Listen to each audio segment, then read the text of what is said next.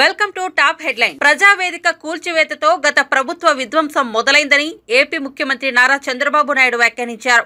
అమరావతిలో జరుగుతున్న కలెక్టర్ల సమావేశంలో మాట్లాడుతూ ఆయన ఈ వ్యాఖ్యలు చేశారు. కలెక్టర్లతో సమావేశం పెట్టి మరీ వేదికను కూల్చేశారని ఆవేదన వ్యక్తం చేశారు. గత ప్రభుత్వ అకృత్యాలను భరించలేకే ఎన్నికల్లో ప్రజలు వారికి గుణపాఠం చెప్పారని పేర్కొన్నారు. ఈజ్ ఆఫ్ డూయింగ్ బిజినెస్ లో ఆంధ్రప్రదేశ్ దేశంలో నెంబర్ 1 గా ఉండాలి. పెట్టుబడులకు అనుకూల రాష్ట్రంగా ఏపీని తీర్చిదిద్దుతామని కలెక్టర్ల సమావేశంలో ముఖ్యమంత్రి స్పష్టం చేశారు. ఎక్కడ రాలేదు, అవి కూడా తీసుకొని వర్కౌట్ చేయండి. వాట్ ఈస్ ది రీజన్ అని ఇక్కడ కొన్ని some more focus points I want to place before you. ఎందుకంటే 26% GSTP contribution from industry. Industry రావాలంటే ఇన్ఫ్రాస్ట్రక్చర్ కూడా లింక్డ్ కాబట్టి రోడ్స్ ఇవన్నీ కూడా మనం డిస్కస్ చేశాం. ఇంత మునుపు ఎప్పుడు కూడా 6 సంవత్సరాల్లో 5 సంవత్సరాల్లో 4 years ease of doing business we are number 1. First year మాత్రం నెంబర్ 2లో ఉన్నాం. దానికే స్పెషల్ పోర్టల్ కూడా తీసుకొచ్చాం, స్టాండర్డైజేషన్ పెట్టాం, డీమ్డ్ క్లియరెన్స్ కూడా పెట్టాం. So that everybody has to work with in that time అని. ఇక్కడ ఫారెస్ట్ లో కూడా డిప్యూటీ సీఎం గారు ఇక్కడే ఉన్నారు. ఇక్కడ ఫారెస్ట్ డిపార్ట్మెంట్ గుర్తుపెట్టుకోవాల్సిన మెజారిటీ మీ దగ్గర పెండింగ్ ఉన్నాయి. మా నోటీస్కి వచ్చే లోపల మీరు క్లియర్ చేసి ఈవెన్ పబ్లిక్ ఇంట్రెస్ట్ ఉండే ప్రాజెక్ట్స్ కూడా కాలయాపన చేస్తున్నారు. మీరు ఎట్లుంటారంటే అడవుల్ని నరికేస్తా ఉంటే అడవులు తోకుపోతా ఉంటే గమనున్నారు. ఇప్పుడు ఒక ఊరికి రోడ్డు కావాలంటే అడం పడుతున్నారు. దిస్ ఈజ్ వేర్ అప్పుడు మీకు ఎందుకు వచ్చిందో నాకు తెలియదు. ఇవన్నీ అలాంటి యాటిట్యూడ్ ప్రాబ్లమ్స్ ఉన్నాయి. ఇమ్మీడియట్ గా you review Chiranjeevi and then get it done. రెండోది ఇన్ఫ్రాస్ట్రక్చర్ ల్యాండ్ కూడా హౌస్ సైట్స్ కి ఇచ్చేశారు. ఇండస్ట్రీ రావాల్సిన ల్యాండ్ కొనిస్తే పర్లేదు కానీ అలాంటి ల్యాండ్ అంతా ఇంటికి ఫ్రీగా ఇచ్చేయాలి, పాపులారిటీ రావాలి అనే చీప్ గిమిక్స్ చేసి మొత్తం ఇండస్ట్రియలైజేషన్ దెబ్బతీసే పరిస్థితికి వచ్చారు. కొన్ని ఏపీఐసి కూడా గ్రాబింగ్ జరిగాయి. నేను ఒకటే చెప్తున్నా, all collectors should be very firm and protect that land. That is where employment generation కి మెయిన్ గా. చాలా మంది ల్యాండ్ ఇవ్వడానికి కూడా ముందుకున్నారు కొన్ని ఏరియాల్లో. If necessary will go for solar ఎనర్జీకి. అవసరమైతే మంచి ఇది దొరికితే మనం రీలింగ్ అవన్నీ కూడా వేసుకుంటూ లైన్స్ వేసుకోవచ్చు. అది ఎప్పటికప్పుడు కోఆర్డినేట్ చేసి కొన్ని బ్యాక్వర్డ్ ఏరియాస్ లో సోలార్ ఎనర్జీ కనిపోతే ఇట్ విల్ హెల్ప్ అస్. అది కూడా వర్కౌట్ చేయండి. నేను పోతే మడకసర్ ఏరియాలో they are prepare to give 4,000 acres 5,000 acres chunk. అలాంటి ఉంటే కొంచెం వర్కౌట్ చేయండి. అదే మరిగా పోర్ట్స్ మనం పీపీపీ పెడితే వీళ్ళు ఈపీసీ తీసుకొచ్చారు. 5 ఏళ్లు లేట్ చేశారు. PPP is a tested model. Government ఎక్కడ డబ్బులు ఇస్తాం, గవర్నమెంట్ గ్యారంటీలు ఎక్కడ ఇస్తాం? అనవసరంగా తీసుకొచ్చారు. ఇప్పుడు నేను ఎన్నికపోతే అటు ఇటు కాకుండా పోతుంది. First of all I want to complete the project. ఎన్నికకి వెళ్లిపోవడం కరెక్ట్ కాదు. In the interest of the state we are moving forward. We want to complete all projects. ఏవైతే పోర్టులు ఉన్నాయి 3 ఉన్నాయి, అవి కూడా పూర్తి చేయాలి. ప్రాబ్లమ్స్ అన్ని మీరు వర్కౌట్ చేయండి. ఫిషింగ్ హార్బర్స్ 9 ఉన్నాయి. నేర్చుకోవాలనుకునే తపన ఉన్న తన లాంటి వారందరం కలిసి వ్యవస్థలను ముందుకు తీసుకెళ్తామని పేర్కొన్నారు. చంద్రబాబు విజన్ కు ముందుకు తీసుకెళ్తామని తెలిపారు. విభజన వల్ల ఎన్నో ఇబ్బందులు పడ్డామని, అవమానాలు ఎదుర్కొన్నామని పేర్కొన్నారు. సీఎం చెబుతున్న స్కిల్ సెన్సెస్ కు సలహాలు సూచనలు అవసరమని వివరించారు. అనుభవజ్ఞుడైన ముఖ్యమంత్రి చంద్రబాబు తనకు గురువు అని, ఆయన నుంచి తన లాంటి వారు నేర్చుకోవాల్సింది ఎంతో ఉందని AP deputy CM Pawan Kalyan పేర్కొన్నారు. అమరావతిలో నిర్వహించిన కలెక్టర్ల సమావేశంలో పవన్ ఈ వ్యాఖ్యలు చేశారు. రాజ్యాంగం ఎంత గొప్పదైనా దానిని అమలు పరిచేవారు సరిగా లేకపోతే ఆ వ్యవస్థ పనిచేయదని పవన్ పేర్కొన్నారు. బలహీనమైన రాజ్యాంగం ఉన్నా ప్రజల కోసం పనిచేసేవారు ఉంటే ఆ వ్యవస్థ బాగా పనిచేస్తుందని అభిప్రాయపడ్డారు. Have the determination and resolve to translate those visions into action. So we are extremely committed to translate Honorable CM's Chandrababu Naidu Garu's vision into action. We are all committed for that. And I plead you and expect you to extend your best efforts for this administration. Anigan Satyaprasad garu cheppinattuga, any faults from our side, we want to be committed to people. We're going to bring an accountable governance. So మాలో కానీ మా మంత్రివర్గ మా క్యాబినెట్లో కూడా ఏమైనా తప్పులు కానీ ఉండుంటాయి, మా ఎమ్మెల్యేస్లో కానీ, please bring it our notice. We want to safeguard your self respect. We want to safeguard your integrity. మీ అడ్మినిస్ట్రేటివ్ ఈ ప్రాసెస్లో మా వల్ల మీకు ఒక అడుగు ముందు పడాలి తప్ప ఒక అడుగు వెనక్కి వేయకూడదు, ఇబ్బంది పడకూడదు. అలాంటి తప్పులు ఏదైనా ఉంటే మా తరఫు నుంచి దయచేసి తెలియచేయండి. Will correct our selves. And also we expect you to bring out your best. This state has gone back by 20 years, 25 years, almost a decade back. State bifurcation నుంచి కూడా ఈ రోజు దాకా మేము నలుగుతానే ఉన్నాం. And this state's development is very essential for the integrity of this nation.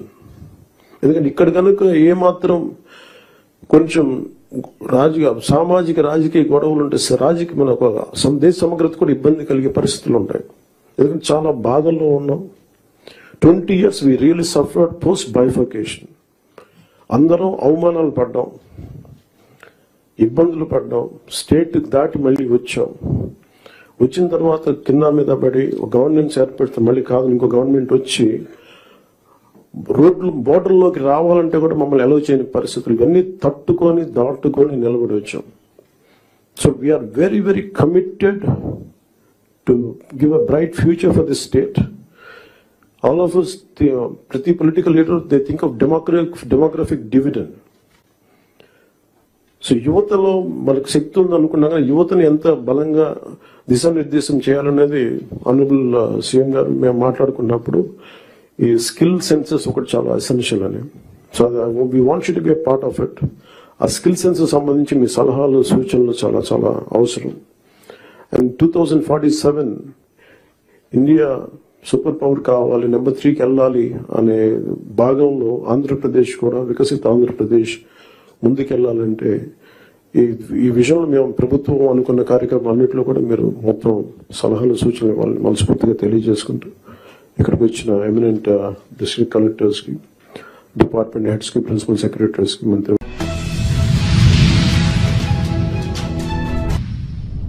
Young India skills university chairman గా ఆనంద్ మహీంద్ర పేరును తెలంగాణ ముఖ్యమంత్రి రేవంత్ రెడ్డి ప్రకటించారు. న్యూయార్క్ లో ఎన్ఆర్ఐల సమావేశంలో ఆయన మాట్లాడుతూ యువతలో నైపుణ్యతను పెంపొందించడం కోసం తమ ప్రభుత్వం కొత్త యూనివర్సిటీని తీసుకొచ్చిందన్నారు. ఇది పీపీపీ మోడల్లో ఉంటుందన్నారు. ఈ యూనివర్సిటీకి చైర్మన్ గా ఉండాలని తాను ఆనంద్ మహీంద్రకు విజ్ఞప్తి చేశానన్నారు. ఆయన 2 రోజుల్లో స్కిల్స్ యూనివర్సిటీ చైర్మన్ గా బాధ్యతలు తీసుకునే అవకాశం ఉందన్నారు. ఈ నెల 1న ముచ్చర్లలో స్కిల్స్ యూనివర్సిటీకి సీఎం శంకుస్థాపన చేశారు. అది డిఎస్సి నోటిఫికేషన్ కావచ్చు, గ్రూప్ 1 నోటిఫికేషన్ కావచ్చు, గ్రూప్ 2, గ్రూప్ 3 నోటిఫికేషన్స్ కావచ్చు, పోలీస్ రిక్రూట్మెంట్ కావచ్చు, పారామెడికల్ సిబ్బంది కావచ్చు. ఇట్లా రాష్ట్ర ప్రభుత్వంలో వివిధ శాఖలలో ఉన్న ఉద్యోగ ఖాళీలను ఒకటొకటిగా తెలుసుకుంటూ ఒక్కొక్క నోటిఫికేషన్ ఇచ్చుకుంటూ ఈరోజు నిరుద్యోగ యువకులు కోచింగ్ సెంటర్ల చుట్టూతో తిరగడం కాదు, పోటీ పరీక్షలకు ప్రిపేర్ అవ్వడంలో నిమగ్నమై ఉన్నారు. ఒక పక్కన ఈ పని చేస్తూనే రెండో పక్కన పార్లమెంటు ఎన్నికలను ఎదుర్కొని పార్లమెంటు ఎన్నికలు పూర్తి అవ్వంగానే బడ్జెట్ సమావేశాలను ఏర్పాటు చేసి శాసనసభ సమావేశాలను నిర్వహించడం. మీరందరూ నాకు తెలిసి చాలామంది మిత్రులు నాతో చెప్పడం జరిగింది. అప్పుడెప్పుడో ఉమ్మడి రాష్ట్రంలో ఉన్నప్పుడు వైఎస్ రాజశేఖర రెడ్డి గారు, చంద్రబాబు నాయుడు గారు ఉన్నప్పుడు శాసనసభ సమావేశాలను మేము చూసేది. మళ్ళీ ఎప్పుడూ అవకాశం రాలే.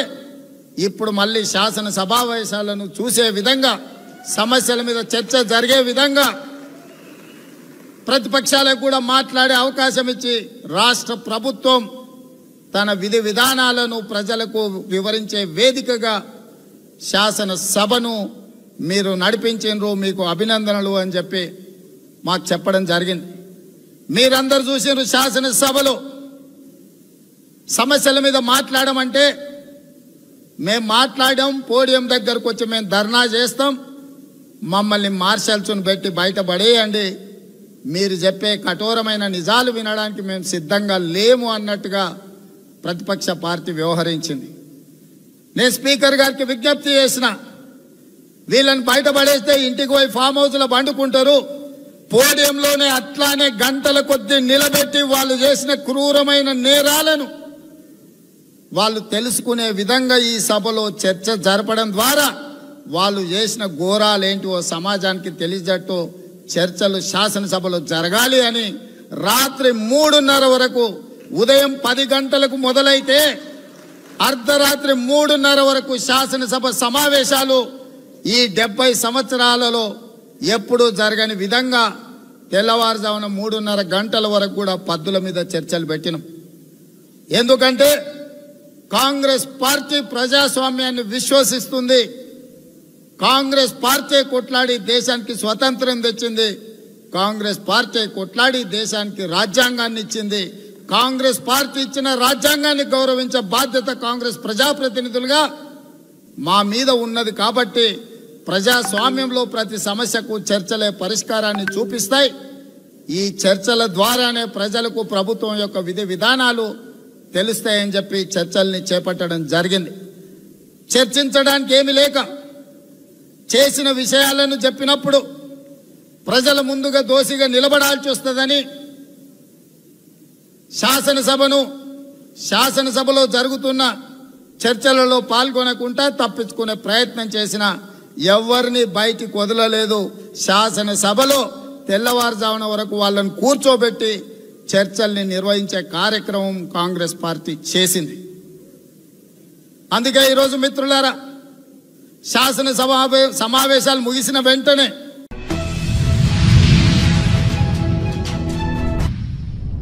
పరిశ్రమలు స్థాపించేందుకు యువత ముందుకు వస్తే రుణాలతో పాటు అన్ని వసతులు కల్పిస్తామని తెలంగాణ ఉప ముఖ్యమంత్రి మల్లుభట్టి విక్రమార్క అన్నారు.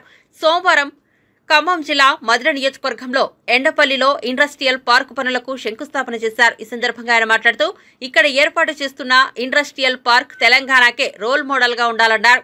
సమాజంలోని అన్ని వర్గాలను ప్రోత్సహించాలనే లక్ష్యంతో మధిర పట్టణ విస్తరణకు కావలసిన బైపాస్ రోడ్లు నిర్మిస్తామని చెప్పారు. ఇండస్ట్రియల్ పార్కుకు 44 కోట్లు కేటాయించామన్నారు. విద్య, వ్యవసాయ, పారిశ్రామిక రంగాలకు కేంద్రంగా మధిరను నిలుపుతామన్నారు. గ్రామాల్లో ఉన్నవారు పరిశ్రమల వైపు మళ్లితే ప్రభుత్వం అన్ని రకాలుగా ప్రోత్సాహం ఇచ్చేందుకు సిద్ధంగా ఉందన్నారు.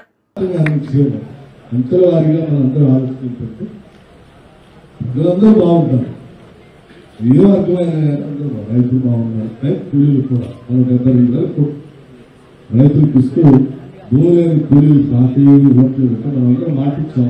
నా బాగా గుర్తున్న పాదయాత్ర చేసేటప్పుడు మీకు కూడా తప్పనిసరిగా చేస్తాం. అందుకే 12,000 రూపాయలు ప్రతి కుటుంబానికి, భూమి లేని ప్రతి నిరుపేద కుటుంబానికి 12,000 రూపాయలని ప్రతి కుటుంబానికి కేటాయించినట్టుగా బడ్జెట్ లో నిధులు కేటాయించాం. అది ఈ సంవత్సరం వచ్చేస్తాం. ఈ సంవత్సరం వచ్చి దాన్ని అమలు చేసే కార్యక్రమం కూడా ఎక్కువ కార్యక్రమం చేస్తాం. అట్లాగే ఎలా సంబంధించి కూడా నేను అందరికీ మాటిస్తాను. ఈ సంవత్సరం 3,500 ఇళ్లు, డబల్ బెడ్రూమ్ ఇళ్లు ఈ నియోజకవర్గంలో శాంక్షన్ చేయబోతున్నాం.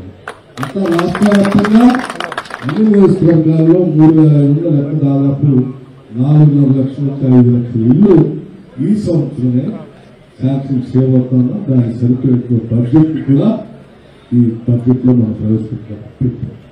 ఇల్లు పోతా ఉన్నాం, రూట్స్ కట్టబోతా ఉన్నాం, వ్యవసాయం చేయబోతా ఉన్నాం, ఆరోగ్యాన్ని 10 లక్షల రూపాయలు పెంచాం, ఆరోగ్యశ్రీ కావాల్సిన ఆసుపత్రులు పెడుతున్నాం, కరెంట్ కావాల్సిన సమృద్ధి పోతున్నాం, సోలార్ పవర్ తీసుకొని రాబోతున్నాం, పారిశ్రామికతలు తయారు చేయబోతా ఉన్నాం. మహిళలందరి నుంచి ఆలోచన చేసి మన డాక్టర్ సంఘాలందరూ 12 చాలా ఎక్కువ మంది ఉన్నారు. డాక్టర్ సంఘం చాలా యాక్టివ్ కూడా. 12 మల్లంపాలెం గ్రామాల్లో సెల్ఫ్ హెల్ప్ గ్రూప్స్ చాలా ఎఫెక్టివ్ గా ఉన్నాయి. వీళ్ళందరూ దృష్టిలో పెట్టుకుని రాష్ట్ర వ్యాప్తంగా 20,000 కోట్ల రూపాయలు వడ్డీ లేని రుణాలు మహిళలకు ఇచ్చేటువంటి కార్యక్రమాన్ని సంవత్సరానికి 20,000 కోట్ల రూపాయలు అంటే 5 సంవత్సరాల్లో 1,00,000 కోట్ల రూపాయలు మహిళలకి వడ్డీ లేని రుణాలు ఇచ్చి ఆ వడ్డీని రాష్ట్ర ప్రభుత్వం కట్టబోతుంది. ఆ డబ్బుతో మీరు వ్యాపారం చేయొచ్చు, పరిశ్రమలు పెట్టచ్చు. ఆ వ్యాపారాలు చేయడానికి కావాల్సినటువంటి వ్యవస్థను కూడా మీకు ఐక్యత చూపిస్తుంది.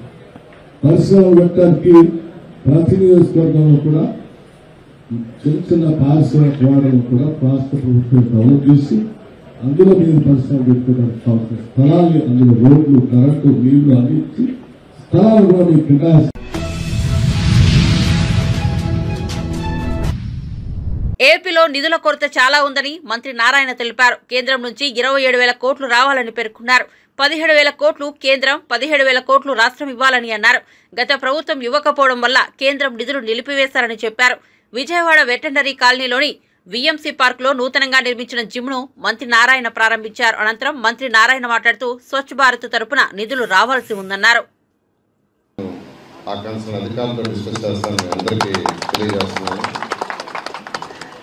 అదేవిధంగా ఎల్ఎన్టీ వాళ్ళు స్టార్ట్ చేసిన వరకు వాటి కంప్లీట్ చేయాల్సి ఉంది. మొన్న ఈ మధ్య ఒక 1 వీక్ బ్యాక్ మున్సిపల్ అధికారులను పిలిచాను నేను. అసలు ఏం జరిగింది, గత 5 సంవత్సరాల్లో ఏమేమి చేశారు, ఏమేమి పెండింగ్ వర్క్స్ ఉన్నాయని ఒక రౌండ్ డిస్కస్ చేశాను. నేను మళ్ళా డిస్కస్ చేయాలి ఇంకోసారి. డిస్కస్ చేసిన తర్వాత ప్రజాప్రతినిధులు కూడా పిలిపించి ప్రజాప్రతినిధులు కూడా డిస్కస్ చేసి ఏదైతే మనం నిలిచిపోయిండాయో ఆ వర్క్స్ కొద్దిగా ఫండ్స్. ఇక్కడ మెయిన్ ప్రాబ్లం ఏంటంటే ఫండ్స్. ఈరోజు కేంద్ర ప్రభుత్వం శాంక్షన్ చేసిన ప్రాజెక్ట్స్ 27,000 కోట్ల రూపాయలు ఉన్నాయి. అందులో వాళ్ళు 10,000 కోట్ల రూపాయలు వాళ్ళు ఇవ్వడానికి రెడీగా ఉండాలి. అయితే మన స్టేట్ షేరు 17,000 కోట్లు పెట్టాలి. గత ప్రభుత్వం ఆ షేర్ పెట్టక ఆ ప్రాజెక్ట్స్ అన్నింటినీ వదిలేశారు. అమృత 2 8,000 కోట్ల రూపాయల ప్రాజెక్ట్. 2019 ఫిబ్రవరి నెలలో శాంక్షన్ చేశాం. ఏషియన్ ఇన్ఫ్రాస్ట్రక్చర్ ఇన్వెస్ట్మెంట్ బ్యాంక్ ద్వారా 5,350 కోట్లు. దాంట్లో మన షేర్ 1,500 ఉంది. మన వాళ్ళు దాన్ని పెట్టక దాన్ని వదిలేశారు. దాని టైం కూడా జూన్కి అయిపోయింది. మళ్ళీ అడుగుతున్నాం, మళ్ళీ దాన్ని రివైజ్ చేయండి, మేము కంప్లీట్ చేస్తామని. అంతేకాకుండా స్వచ్ఛ భారత్లో 2021లో, ఇప్పుడు కాదు 2021లో 2,940 కోట్లు కేంద్ర ప్రభుత్వం శాంక్షన్ చేసింది. దాంట్లో మన స్టేట్ షేర్ 40%, వాళ్ళు 60%. ఫస్ట్ ఇన్స్టాల్మెంట్ 290 కోట్లు రిలీజ్ చేశారు. వాళ్ళు మనం 150 కోట్లు రిలీజ్ చేయాలి మన స్టేట్. వీళ్ళు కేవలం 11 కోట్లు రిలీజ్ చేశారు. మిగతాది రిలీజ్ చేయాల. ఆ ప్రాజెక్ట్ ఆగిపోయింది. అంటే ఆ స్వచ్ఛ భారత్ 2,940 కోట్లు వస్తే బ్రహ్మాండంగా మనం డెవలప్ చేసుకోవచ్చు. ఇలాంటి పరిస్థితుల్లో ఈరోజు మనం ఉన్నాం. వీటన్నిటి మీద కూడా యాక్చువల్గా సీఎం గారితో డిస్కస్ చేస్తున్నాం, కేంద్ర ప్రభుత్వంతో డిస్కస్ చేస్తున్నాం. సీఎం గారు ఎన్ని ఇబ్బందులు ఉన్నా ఇన్ఫ్రాస్ట్రక్చర్ డెవలప్ చేయాలి, సంక్షేమ పథకాలు మనం చెప్పిన ప్రకారం చేస్తూ డెవలప్మెంట్ ఇంపార్టెంట్. డెవలప్మెంట్ లేకుంటే యువతకు భవిష్యత్తు ఉండదు అనే ఉద్దేశంతో మాకు డైరెక్షన్ ఇస్తున్నారు. అయితే కొంత సమయం పడుతుంది ఈ ఫైనాన్షియల్గా. అంతేకాకుండా ముఖ్యమంత్రి గారు మనకు అడిగాం, మున్సిపల్ కార్పొరేషన్స్ కావచ్చు, మున్సిపాలిటీస్ కావచ్చు, నగర పంచాయతీలు కావచ్చు, వాటిల్లో వచ్చే కలెక్షను మున్సిపాలిటీసే వాడుకునేదిగా.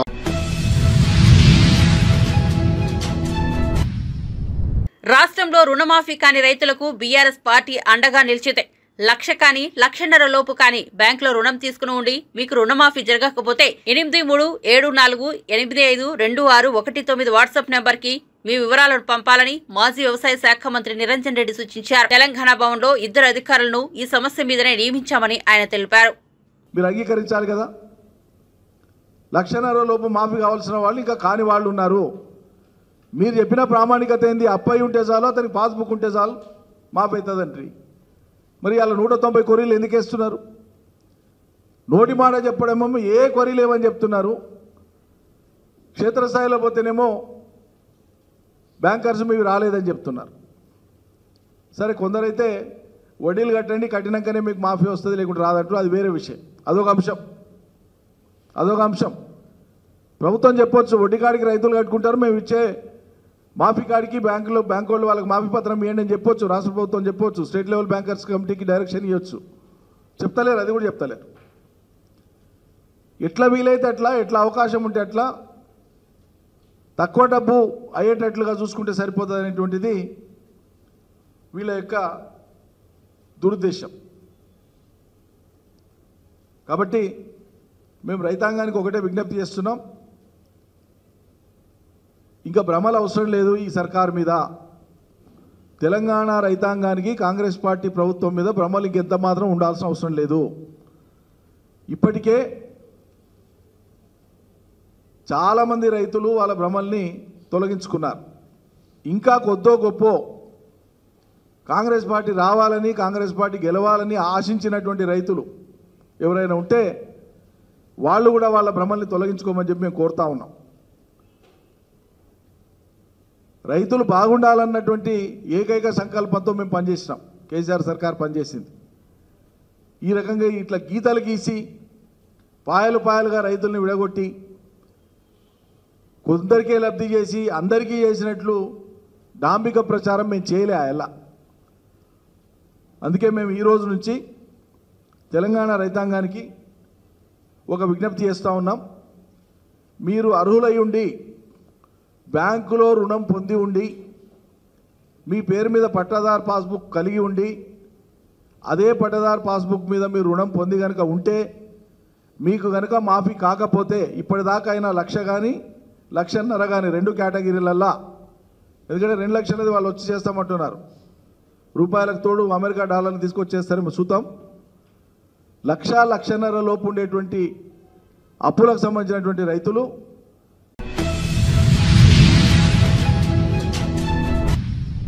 తెలంగాణ మంత్రి ఉత్తమ్ కుమార్ రెడ్డి కోదాడలో నీటిపారుదల శాఖ పనితీరుపై సమీక్ష నిర్వహించారు. ఈ సందర్భంగా లిఫ్ట్ ఇరిగేషన్ల పనితీరుపై పలువురు రైతులు మంత్రి దృష్టికి తీసుకొచ్చారు. దీంతో రైతులు లేవనెత్తిన సమస్యలకు అధికారులు సరైన సమాధానం ఇవ్వకపోవడంపై మంత్రి సీరియస్ అయ్యారు. విధుల పట్ల నిర్లక్ష్యం వహించిన ఏఈ, డీఈని హెచ్చరించారు. హుజూర్ నగర్ డీఈ నవీన్ను సస్పెండ్ చేయాలని కలెక్టర్కు మంత్రి ఆదేశాలు జారీ చేశారు. కొంత టైం నుంచి కాలువలో నీళ్లు వదిలిపెట్టలేదు కాబట్టి క్రమక్రమంగా నీళ్లు పెంచడం జరుగుతుంది. మళ్ళీ ఎక్కడన్నా మెయిన్ కాలువ వీక్ ఉంటే అక్కడ ఏం ప్రమాదం జరగదని రోజువారీగా కొంత ఆ కాలువలో లెవెల్ పెంచుతూ పోతున్నాం. కాలువకి సంబంధించిన అన్ని చెరువులు నింపుకోండి. ఈ లిఫ్ట్ పూర్తి స్థాయిలో పనిచేయాలి. మీకు ఏం జరగకుండానో ఏదో గాలికి చేతులు ఊపుకుంటూ వస్తే మాత్రం మంచి కాదు. ఈ రోజు జరిగిన దాన్ని కూడా కొంతమంది మీద చర్య ఉంటాయి. అది కూడా చెప్తున్నాం మీకు. Significant improvement. ఒక డి పైపు డిస్టర్బ్ అయ్యంటే నీకు టైం దొరకలేదు చూడాలంటే I won't take very serious action against you. అంటే what else are you taking care of? 1 week లో నీకు టైం దొరకలేదంటే no, why haven't you gone?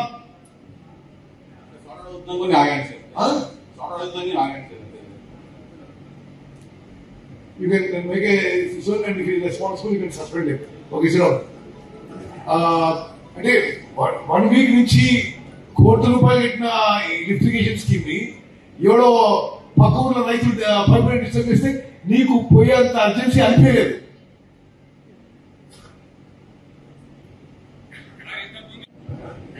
అది ఇంకోటి శ్రీనివాసపురం ఉంది, మీరు చూపెడుతుంది 32 ఎకరాల ఆయకట్టు, దానికి 20 లక్షలు. మొత్తం అడ్వాంటేజ్ స్కీమ్ సార్ మీరు చూసొచ్చు సార్.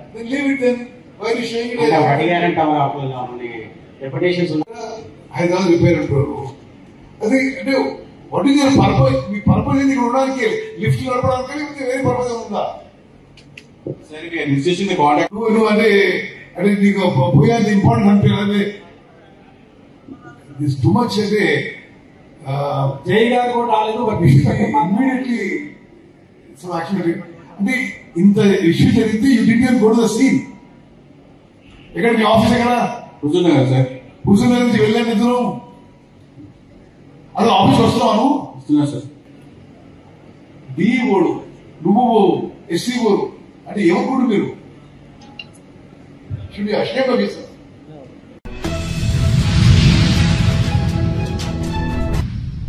పార్లమెంట్లో బీసీ కులగణన బిల్లు పెట్టాలని తెలంగాణ కాంగ్రెస్ సీనియర్ నేత వి హనుమంతరావు డిమాండ్ చేశారు.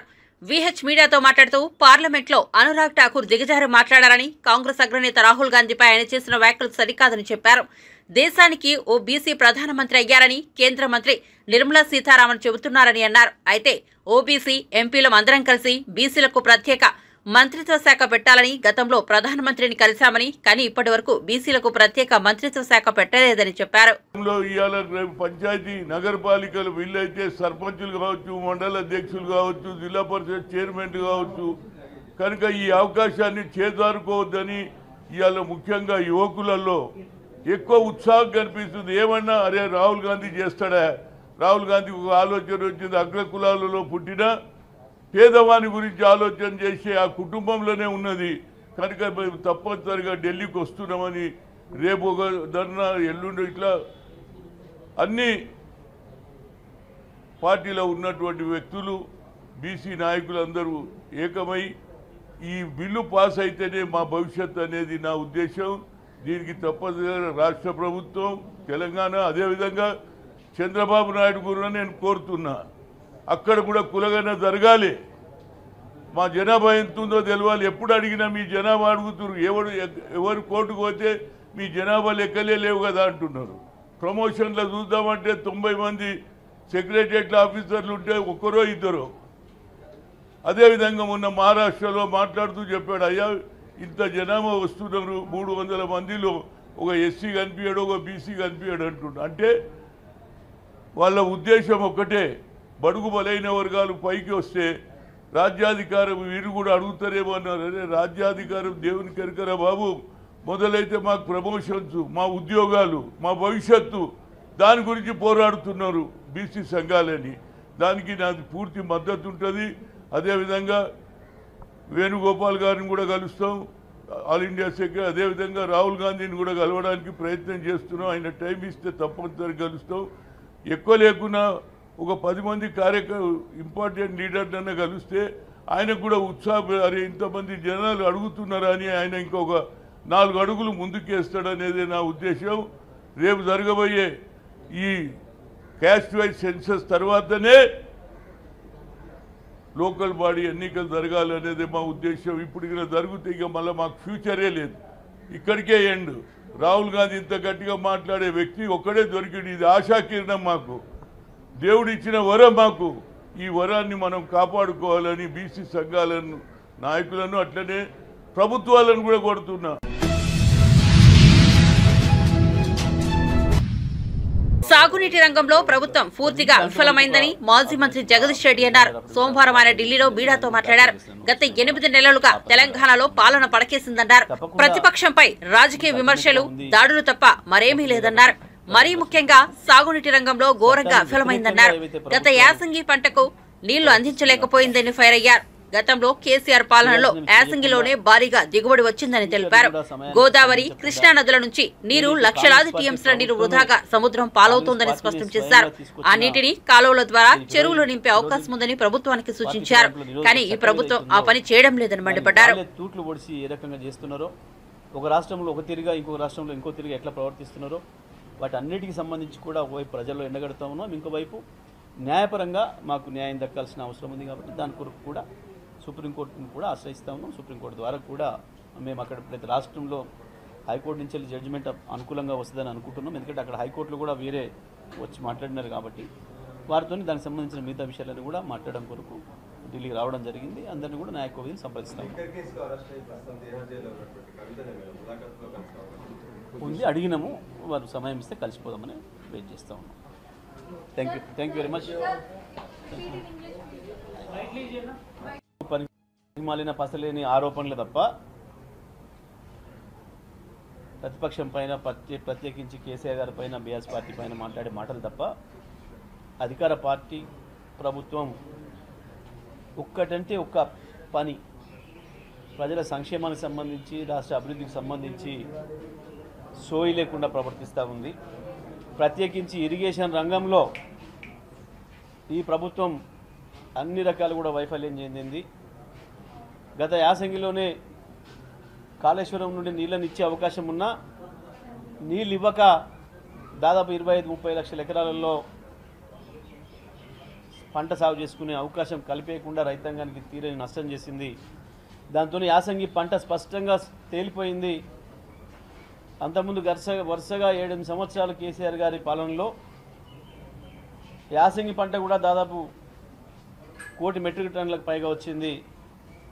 ప్రభుత్వమే 40 నుంచి 50 లక్షల మెట్రిక్ టన్నుల ధాన్యాన్ని సేకరించింది. కానీ ఈసారి 25 లక్షలు కూడా సేకరించలేకపోయింది. అంటే ప్రధానంగా ఇరిగేషన్ రంగం పైన ప్రభుత్వానికి సోయి లేకపోవడం, రైతాంగానికి నీళ్ళు ఇచ్చే విషయం పైన ఈ ప్రభుత్వానికి చిత్తశుద్ధి లేకపోవడమే.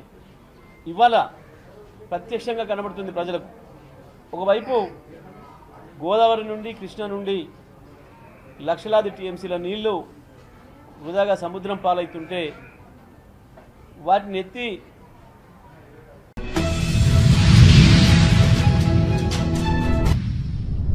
ఎగువన భారీ వర్షాలతో కృష్ణమ్మ పరవలు తొక్కుతోంది. నల్గొండ జిల్లాలోని నాగార్జున సాగర్ డ్యాంకు భారీగా వరద పోటెత్తిన క్రమంలో అధికారులు సోమవారం 6 క్రస్ట్ గేట్లను 5 అడుగుల మేర ఎత్తి నీటిని దిగువకు విడుదల చేశారు. అంతకుముందు ఎస్సీ నాగేశ్వరరావు, సిఈ అనిల్ కుమార్ కృష్ణమ్మకు జలహారతి ఇచ్చారు. తొలుత దిగువ ప్రాంతాల ప్రజలను అప్రమత్తం చేసేందుకు 3 సార్లు సెరైన్ మోగించారు. అనంతరం ఒక్కో గేటును ఎత్తి 6 గేట్ల ద్వారా నీటిని దిగువకు విడుదల చేశారు. ఒక్కో గేటు నుంచి దాదాపు 5,000 క్యూసెక్కుల చొప్పున మొత్తం 30,000 క్యూసెక్ల నీటిని విడుదల చేస్తున్నారు. కాగా శ్రీశైలం నుంచి వచ్చే వరద అంచనాను బట్టి గేట్ల సంఖ్యను మరింత పెంచే అవకాశం ఉంది. శ్రీశైలం నుంచి 4.40 లక్షల క్యూసెక్ల ప్రవాహం ఉండగా దాదాపు 2 లక్షల క్యూసెక్ల నీటిని దిగువకు వదలనున్నట్లు అధికారులు తెలిపారు. ఇప్పటికే కృష్ణా పరివాహక ప్రాంతాల ప్రజలు అప్రమత్తంగా ఉండాలని హెచ్చరికలు జారీ చేశారు. నల్గొండ, సూర్యాపేట, పల్నాడు, గుంటూరు, ఎన్టీఆర్ జిల్లాల ప్రజలు అప్రమత్తంగా ఉండాలన్నారు.